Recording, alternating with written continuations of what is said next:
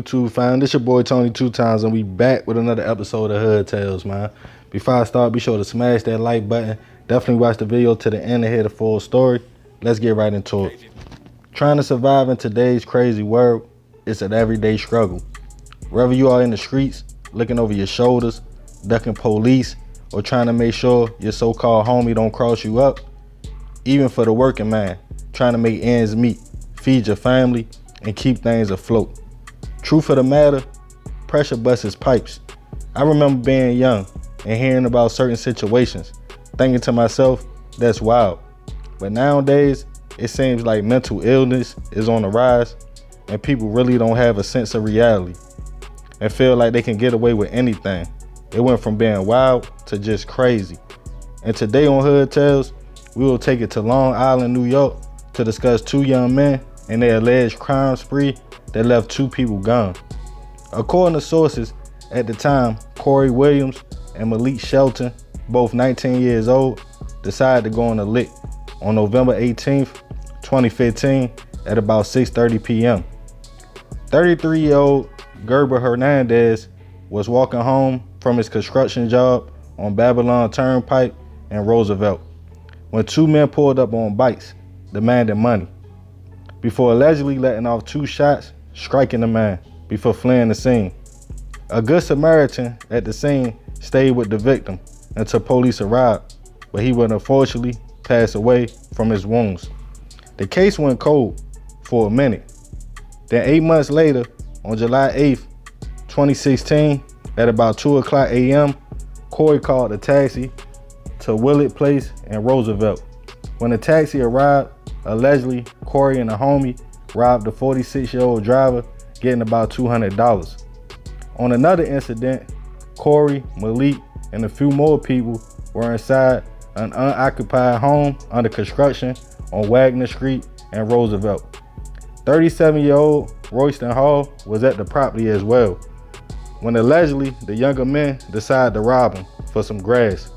Shots were fired, hitting Royston once in his chest. He escaped running down the hall and jumping through a glass window. Witnesses saw a man running down the street without shoes, holding his chest. He was transported to the local hospital, but would eventually pass away. Then on July 18th, 2016, about 11 p.m., Corey would call a cab to West Raymond Street. When the driver arrived, he allegedly robbed him for $120 before letting off shots in the vehicle, hitting the man in the back. The driver made it to the hospital and fortunately survived. Nassau County Police, with all the activity, would start investigating and arrest Corey on August 31st, 2016. Malik would be jammed up on January 18th, 2017. The two faced serious charges, including attempts, murders, robberies, assaults, and weapon charges. During trial, prosecutors painted a picture of two money-hungry teens that didn't care about nobody, pointing out the first victim, Gerber, had one kid and Royston left behind two kids. Both men were found guilty in 2019.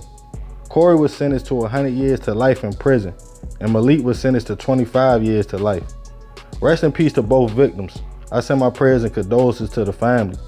Moral of the story, first, it might seem like you're on a fast money move, and it might seem easy, but when you take life, it's definitely a thing called karma, and it comes around full circle.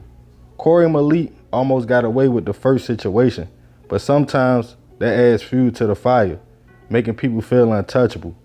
But football numbers will bring anybody back to reality. So we gotta remember, we gotta succeed, not to fail, so we won't be just another hood tale. Man, crazy story, you feel me? Oh man, rest in peace to the two people that lost their life. And like I said, in the first situation with the man coming from work, you know, Gerber, you know, he was basically doing regular everyday things, you know, coming from work and somebody ride up on you. And the thing is, you know, that I never understood, like if somebody ride up on you, pull up on you, you feel me, pull out a blick and say, give me all your money.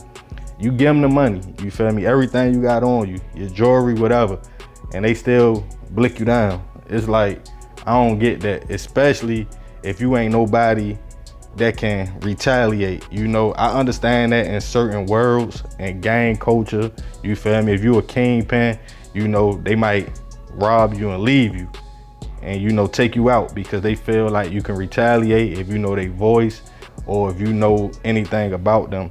But when you dealing with civilians, these people just trying to make it home to their peoples. They not worried about what you taking from them. You know, they feel like they can get that back.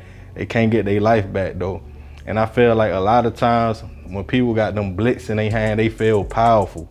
They feel like they got somebody's life in the palm of their hands, which they do, but you gotta be strong enough and mentally able to understand, you know, this for protection or for whatever you got it for, you feel me? It ain't just to cause chaos on people. And a lot of people ain't too much about nothing without them blicks, you feel me? I know that for a fact. A lot of people ain't about nothing without them blicks. So it's messed up, man, you feel me? As far as Royston's situation, I don't know, he was 37. I don't know, you know, if he was, you know, trapping. I don't know what he had going on. I know allegedly they tried to get him for some grass.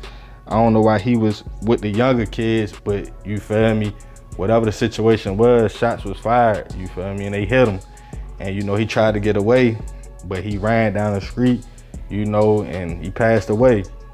And Shorty and them, they just kept going, they just kept doing stuff. So I don't know if they felt like they was gonna get away with all this, but you gotta think, when you in certain communities and your name keep ringing bells or stuff keep happening every time you're around, eventually somebody gonna tell on you, or either the police not stupid either, they gonna put it together. And see, the thing is, 8 months had passed since the first hit, you know? So if they just would've kept a low profile and probably chipped out, you know, they probably could have got away with it, you feel me? But people don't think like that. People want to keep moving and see how far they can go until it's too late. Now you in prison, you got them football numbers, now you got time to think about it, you feel me? And the people be having families out here, you know what I mean? So at the end of the day, karma real. Especially, I'm a firm believer, when you do something to somebody who ain't deserve it, it's gonna come back to you one way or the other. You know, it's definitely gonna come back, man. So yeah, rest in peace to the victims, man. And for all you young dudes out there that think $200 and all that some money, that ain't no money, man. You gonna blow through that in 10 minutes. Once you get something to eat and get the gang high, it's over with. That money gone, man. But y'all already know it's another episode of Hood Tales. Be sure to smash that like button. Love, fam. I'm out.